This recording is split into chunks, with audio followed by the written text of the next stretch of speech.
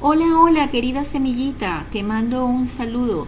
Te habla Nerissa Aguilera, integrante de las activistas por el software libre, y estoy contenta de estar acá hoy trayendo la quinta masterclass de nuestro maravilloso campamento en línea Semillitas STEAM. El día de hoy estoy muy feliz porque va a estar con nosotras Raquel González. Raquel González es una mujer con muchísima experiencia en el área de telecomunicaciones. Tiene más de 20 años de experiencia en empresas públicas y privadas y ha desarrollado proyectos de ingeniería y solución en el área de informática y telecomunicaciones. Por supuesto, la compañera Raquel González, con esta experiencia, pues se convierte en una especialista en redes de datos y de telecomunicaciones, y de eso justamente nos va a estar hablando en esta masterclass. Ha ocupado diferentes posiciones en las diversas áreas de tecnología, desde la operación, mantenimiento, proyectos, planificación, y ha sido consultora y asesora de telecomunicaciones. Estoy muy contenta de contar con Raquel el día de hoy. Estoy ansiosa de ver qué nos tiene preparados y muy feliz de acompañarla y acompañarnos, semillitas, en este viaje que Raquel nos hará por el maravilloso mundo de las telecomunicaciones. Bienvenida, Raquel, adelante.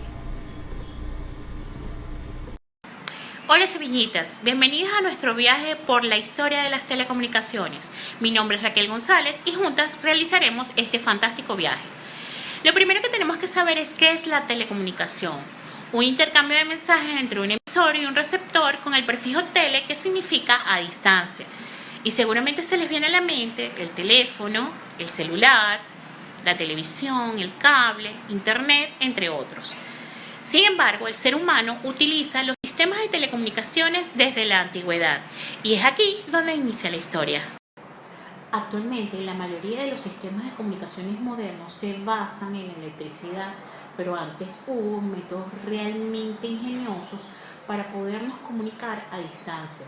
Por ejemplo, tenemos el caso de las palomas mensajeras, que se entrenaban para llegar a su destino con un mensaje en la pata. Aunque no lo crean, todavía existen palomas mensajeras, pero se utilizan para competencias. Otro ejemplo pudiera ser el heliógrafo, que emitía señales de luz a distancia, a algunos kilómetros, y por medio de estos podías enviar la señal. Sin embargo, el problema venía cuando no había sol o estaba nublado. Podemos mencionar también el telégrafo hidráulico, que no eran más que dos recipientes repletos de agua, se colocaban en sitios elevados y alejados entre sí, y adentro tenían una varilla con los mensajes escritos. Cuando alguien levantaba la antorcha, ambas personas vaciaban los recipientes y al bajar la antorcha se detenían al mismo momento. El nivel del agua quedaba en el mensaje que correspondía. Se utilizaron frictorías, se enviaban mensajes más complejos, las palabras se transmitían letra a letra empleando dos grupos de antorchas y una tabla, que era la tabla de Polibio. Estas antorchas representaban las filas y las columnas de dicha tabla. Para los sistemas de los que hemos hablado se necesitaba tener muy buena vista. Es por eso que vamos a hacer una parada para conversar un poco sobre el telescopio. Ya no vamos a necesitar tener vista de águila, y el telescopio va a servir para ver cosas muy lejos. Los ópticos holandeses del siglo XVI fueron los primeros que se imaginaron el telescopio. Sin embargo, entra en escena Galileo Galilei y él coloca un lente cóncavo y un lente convexo dentro de un tubo de plomo y crea el telescopio. Su interés realmente era hacia el cielo. Lo apunta a principios del siglo XVII hacia el cielo y ve la luna. Posteriormente ve a Júpiter con sus 4 lunas y descubre que la Tierra no es el centro del universo, lo que le originó grandes problemas con la Iglesia. Ya en el siglo XX se construyeron telescopios gigantescos e incluso se enviaron al espacio. Por supuesto, las personas le sacaron provecho al telescopio para comunicarse. En Francia, los hermanos Scheib idearon un método de brazos móviles sobre torres. Podías enviar mensaje hasta 15 kilómetros de distancia. El mensaje se repetía de torre a torre hasta llegar a la última torre. En 1794 los hermanos Shane crearon la primera línea telegráfica del mundo. La hicieron desde París a Lille y contaba con 16 torres, es decir, 200 kilómetros aproximadamente. Todos estos sistemas siempre tuvieron límites, por ejemplo, a la hora de la distancia que tenían que recorrer o a la velocidad en que podían recorrerla. El siglo XIX lo cambia todo. Es el siglo de los inventores. Edison, Faraday, Tesla, Meucci, Graham Bell, Morse, etc. Todos trabajando para cambiar el mundo que conocían. Es el momento en que el ser humano se cree capaz de cualquier cosa. Fuimos capaces de controlar un elemento para transformar radicalmente nuestro universo, la electricidad. Todo cambia con el descubrimiento del electromagnetismo. Surge la chispa y estos conocimientos son empleados para la invención del telégrafo eléctrico, un aparato que utiliza la electricidad para enviar mensajes a una velocidad nunca antes vista hasta entonces. En 1845, Samuel Morse crea un revolucionario sistema con un solo cable y la clave Morse. Este traduce letras en puntos y rayas. La raya equivale a una señal larga, el punto equivale a una señal corta y pueden llegar hasta 330 kilómetros de distancia. Seguía existiendo un obstáculo para el telégrafo, el océano. Los cables no podían ser sumergidos en el agua y se utilizaban mensajeros que podían tardar una eternidad para la entrega de mensajes. Esto fue hasta que recubrieron los cables. Entonces se utilizaron barcos para depositar kilómetros de cables en el fondo del océano y conectar los continentes. El telégrafo ya no tenía obstáculos. Las largas travesías oceánicas se redujeron a tan solo unos instantes. Esto fue un cambio espectacular para las telecomunicaciones. Recordemos que uno de los retos de las telecomunicaciones es llegar cada vez más lejos y cada vez más rápido.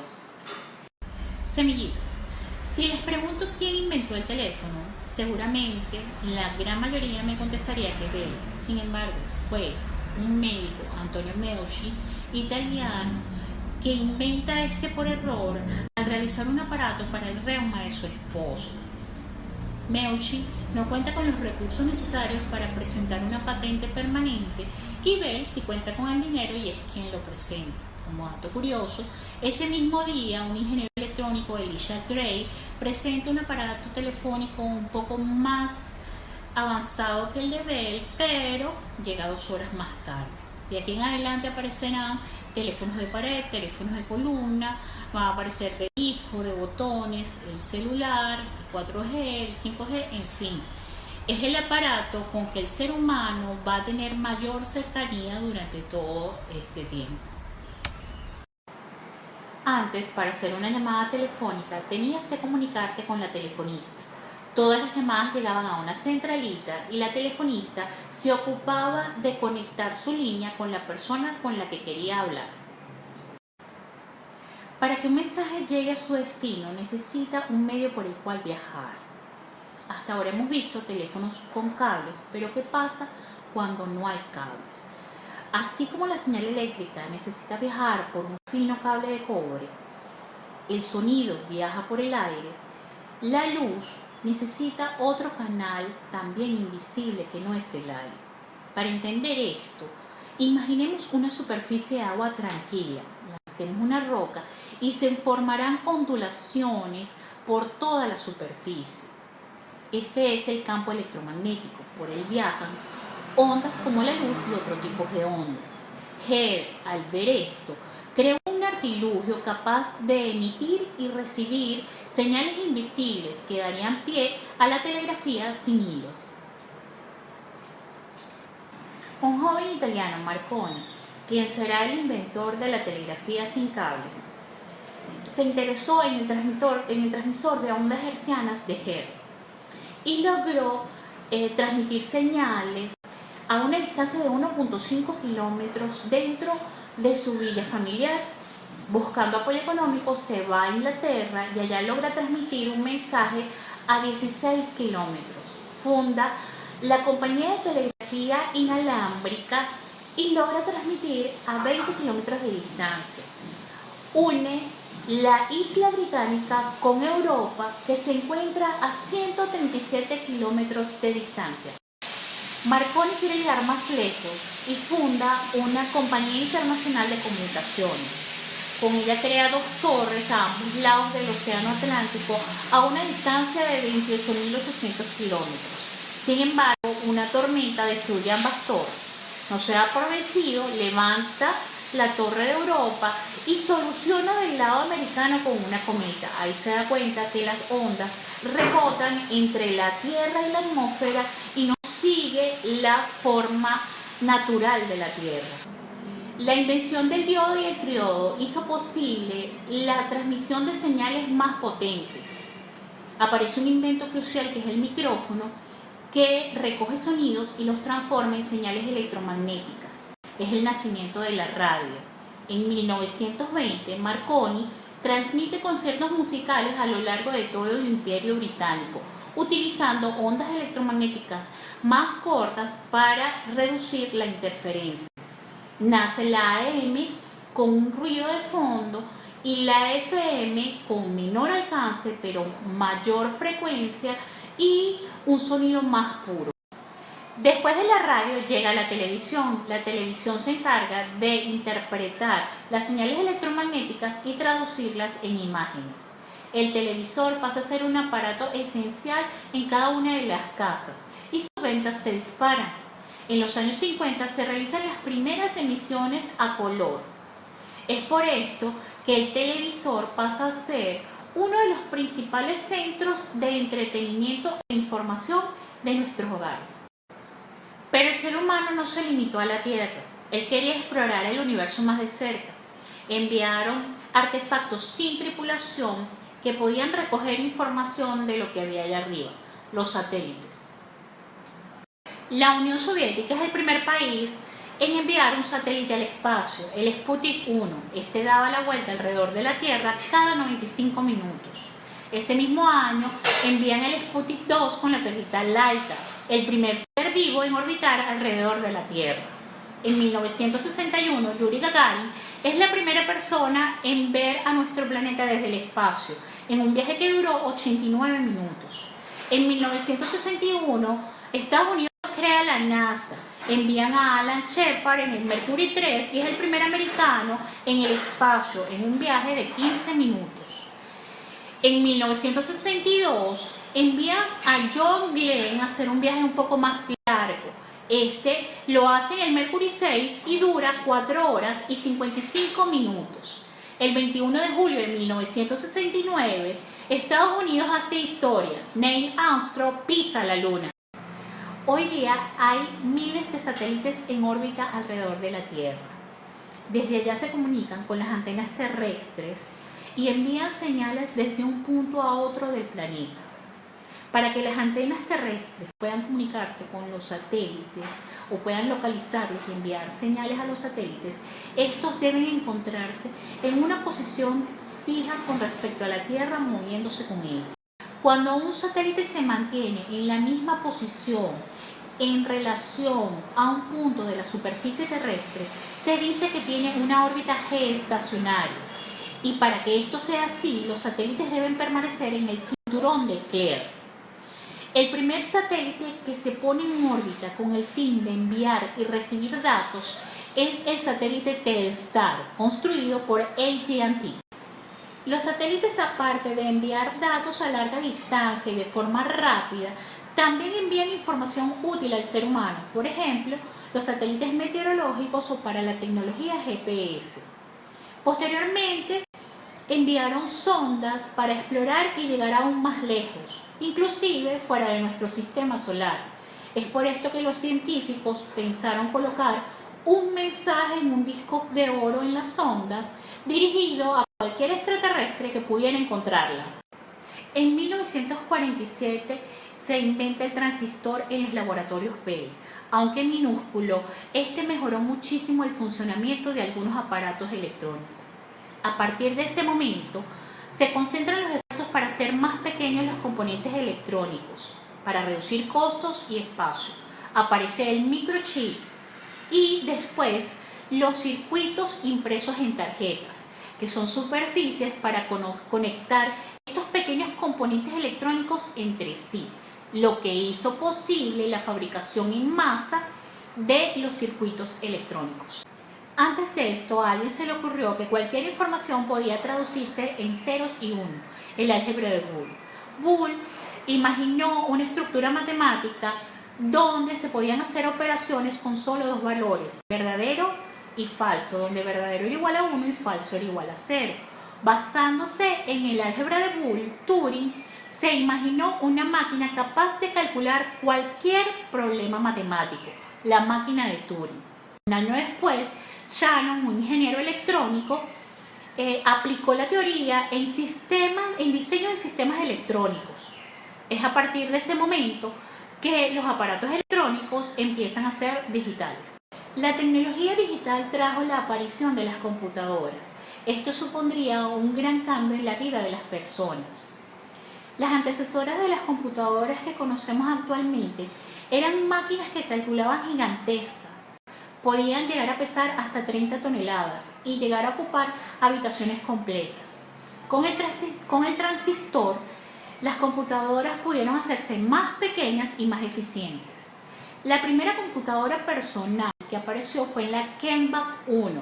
Años después, Stephen Wozniak y Steve Jobs construyeron en su garaje el Apple I, computador personal que determinó cómo serían las computadoras que las personas tendrían en sus casas a partir de ese momento. Semillitas, hablemos de los teléfonos móviles. Todo comienza en la Segunda Guerra Mundial. En batalla utilizaban walkie-talkies, que eran unos mini radios donde podías transmitir voz de un emisor a un receptor. AT&T ve en esto un negocio y decide comercializarlo, pero es muy grande para la gente de a pie, entonces los hacen más pequeños. AT&T monta la primera red de radiotelefonía con un transmisor para todos sus usuarios receptores. Esta se hace pequeña porque el número de usuarios aumenta y deciden colocar antenas repartidas en una misma región. En 1978, Chicago es la primera ciudad en tener una red de antenas celulares. El celular se convirtió en algo imprescindible para las personas. Hoy día, desde un celular inteligente puedes llamar, enviar mensajes, acceder a internet, escuchar música, oír radio, ver televisión, tomar fotos, consultar mapas, etc. La información pasó a nuestras manos. Con el internet no hay fronteras. De hecho, nuestro viaje hoy lo hacemos desde un teléfono móvil. El origen de internet está en el mundo digital. El Departamento de Defensa de Estados Unidos necesitaba tener comunicaciones fiables durante la Guerra Fría. Es así que en 1969, 4 universidades norteamericanas logran que sus computadores hablen entre ellos, utilizando la red ARPANET. Esta fue la base sobre la cual vivió Internet durante algunas décadas. Internet cambió el mundo tal cual lo conocíamos. Gracias a Internet y a las telecomunicaciones vivimos en un mundo interconectado. A partir de 1990, la WWW World Wide Web se hace predominante. Seguramente ya han navegado en esta red de computadoras mundiales. Para visualizar esto, imaginemos que Internet es una autopista y que la WWW es un vehículo que viaja por esta autopista de la información. La idea fue de un inglés, Berners-Lee, quien también apoyó en la creación del HTTP, que es un conjunto de reglas para comunicarse en esta red. Berners-Lee también crea el HTML, que es un lenguaje de programación para hacer las páginas web que vemos en la WWW. Es difícil predecir cuál será el camino de las telecomunicaciones en el futuro. No hemos terminado de aprender una tecnología cuando ya hay un avance nuevo. Recordemos que los inventos conviven durante mucho tiempo. Por ejemplo, el telégrafo se dejó de utilizar en los años 90 y ya el teléfono era el rey. ¿Qué vendrá? Hologramas, hogares inteligentes, comunicación mental. Ya existen avances en ese sentido. Pero la tarea más importante es lograr que todo el mundo pueda tener acceso a las tecnologías ya existentes. El ser humano es curioso por naturaleza y seguirá innovando. Tenemos la necesidad de comunicarnos con otros. No podemos olvidar que las conexiones humanas siguen siendo lo más importante. Semillitas, ha sido un placer. Semillitas, tendremos dos retos. Ahora les voy a contar una historia y deben estar muy atentas a todo lo que vean. Semillita, tú tendrás un papel muy importante. Estamos en el día del Año Nuevo de 1845. El frío y la nieve hacen que todos se refugien en sus casas. Bueno, todos no. Alguien corre sobre la nieve. Un delincuente está intentando huir. El delincuente toma un tren hacia Londres. Él no cuenta con que tú lo has visto. La estación de tren de este pueblo tiene un telégrafo. Podemos utilizarlo para decirle a la policía lo que has visto y así podrán atrapar al fugitivo. Primera pregunta. ¿Sabría usted de qué pueblo viene el tren donde viaja el fugitivo? Segunda pregunta. ¿Recuerda si había escrito algo en el vagón donde se subió el fugitivo? Tercera pregunta. ¿Puedes ver el nombre del fugitivo en alguna prenda? ¿Cuál era? Segundo reto. Semillita, debes hacer una línea de tiempo utilizando alguna de las maneras que hemos aprendido a comunicarnos a distancia.